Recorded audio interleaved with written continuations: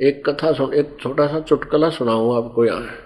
एक बार सन 1947 में हिंदुस्तान और पाकिस्तान का विभाजन हुआ। उसमें मुसलमान पाकिस्तान की तरफ जा रहे थे, चले गए, और उनको यहाँ के अक्षेत्र के लोगों ने उनके जो एक दो गांव था उनको लूटने की चेष्टा की। तो हमारे गांव का एक व्यक्ति, यानी और भी कई व्यक्ति, वो भी एक चल पड़ा। एक चड़ी चांदी गांव है हमारे गधनाना गांव से 7-8 किलोमीटर दूरी पर। तो वहां से एक व्यक्ति हमारे गांव का भी उनके साथ हो लिया, भाई हम भी लूट के लाएंगे।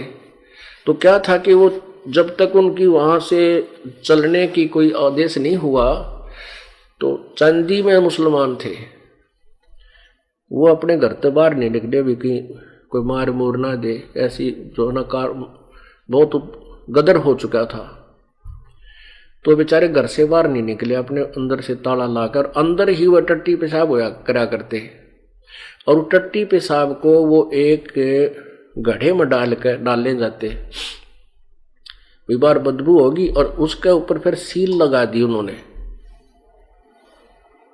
उसको ऊपर से उसको खाम लगा दी। जैसे पहले देसी घी डाला करते, वो चिकना हा गड़ा था, वो न अपनी जान बचानी मुश्किल हो रही थी।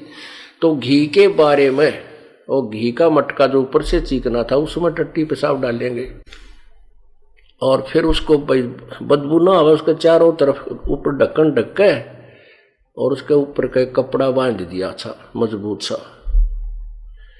वो हमारे गांव और भी कोई कुछ ठा लिया, किसी ने कुछ ठाया, उसने सोचा और तो कुछ मिलता ना, यो घी का 12 ठा ले तू। अच्छा 15-20 किलो का था।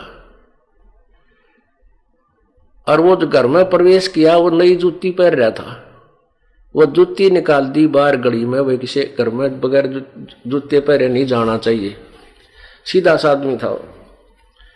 तो उसने वो ठाया मुश्किल से, कदे वो दूसरे बठवाया भी नहीं, कदे को बटा ले। और सारी रात चला, 8 किलोमीटर पहुंचा, क्यों सिर पे घी का 12 वाला सहज सहज चल रहा। फिर अब वो घर पहुंचा, अंदर जाके अपने भीतरले घर में, यानी साल में कति मुख्य घर में जहाँ खाना खुना बना के खाते थे, वहां पहुंच गया। उसका पिताजी बोला, रे जूती की छोड़ा तू? बोला तन्ने जूतियां की लाग रही, आजा माल दिखाऊंगा। वो कहते हैं उसने फिर उड़द तरवाया, उतार कर वो जब खोल लिया और खोल दे, उसमें सी भूंडी बदबू आई, गोबर। अब उन 9 साल में तो ठाना मुश्किल हो गया। तो सत्यार्थ प्रकाश ने ये भले पुरुष घी का 12 मान के ठाए अंडे तेरी पाया गोबर बना इसमें। अभी नयो बारने आगे डिगाना मुश्किल हो रहा है। तो इन्होंने फिर मेरे साथ खसना शुरू कर दिया कि इसका प्रचार बंद करवा दो ना, नाश हो गया। तो पुण्यात्माओं,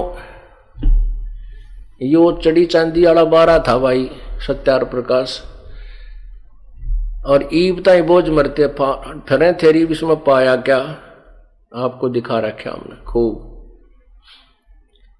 तो पुण्यात्माओं, उन यही कारण था क्रोथा कांड करवाने का। सन 2 जनवरी 2005 में इन्होंने यही कांड करना था, क्योंकि हम 2003 में हमारा प्रचार ये आस्था चैनल पर चला था, और इनको झलक होगी, पता लग गया थारी खाल उतरेगी, तो इन्होंने मिलकर वो आस्था चैनल से बंद करवा दिया। आस्था चैनल से हमारा कार्यक्रम बिल्कुल बंद करवा दिया। फिर हमने गांव गांव में, नगर नगर में जाकर करने लगे, वहां भी विरोध जबरदस्त कर दिया। हम एक बार यमुनानगर में कर रहे थे, वहां भी इन्होंने मिलकर औरों को भी जो है ना हमारे विरोध करके, और वहां से हमारा बीच से ही सत्संग छुड़वाया, वहां से भी जान बचा कर भाग कर हम अपने वापस आए। फिर हमने समाचार पत्रों के माध्यम से प्रचार शुरू कर दिया, तो इनकी अपोल खुलन लगी। 2 जनवरी 2005 में सतलोक आश्रम करोथा पे अटैक करने की तैयारी की और वहां एक सम्मेलन का बहाना किया।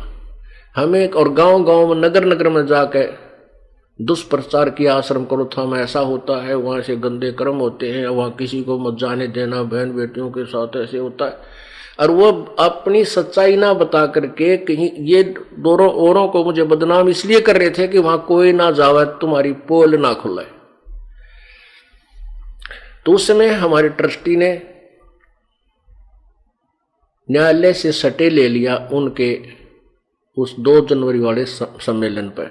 फिर भी उन्होंने हठ से सब मर्यादाओं को तोड़कर हमारे आश्रम से 1 किलोमीटर आधा किलोमीटर की दूरी पर डीगल गांव की सीमा में, वो जो 144 धारा और सटे जो मिला था वो करोथा की सीमा का था, तो वहां उन्होंने किया। और फिर समाचार पत्रों में ये बेहुदी बातें छपवाई, बकवादे। तब तो इनकी दाल गली नहीं।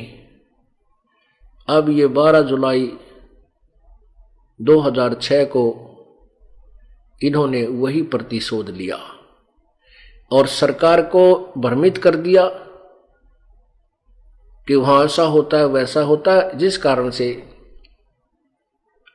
ये अत्याचार अन्याय सरकार ने भी कर दिया हमारे साथ। कोई बात नहीं, हम परमात्मा की ओट में बैठे हैं, सांच को आंच कभी ना हुई और ना हो सकती।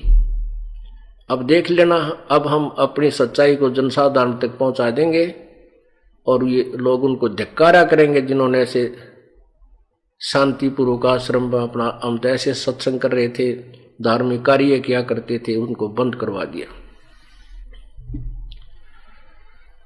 तो पुण्यात्माओं, ऐसे इन लोगों ने ये भट्ठा बैठा दिया। अब परमात्मा का आदेश है, ये पूरे विश्व में फैलेगा, इसको कोई रोक नहीं सकता। ये प्रभु का चलाया हुआ कार्य है, हमारा और आपका नहीं है। हम और आप ये कार्य नहीं कर सकते। उसकी शक्ति, उनकी मेहर, उनकी रहम और उनका आदेश ये सब कार्य कर रहा है।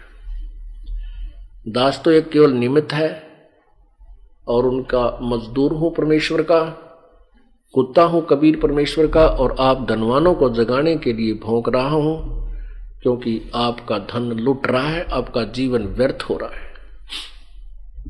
आप भक्ति रूपी धनी हो, आपका धन लूट रहा है, आपका जीवन रूपी श्वास अक्षीण हो रहे हैं, नष्ट हो रहे हैं। आप जाग जाओ, अपने श्वासों को संभालो।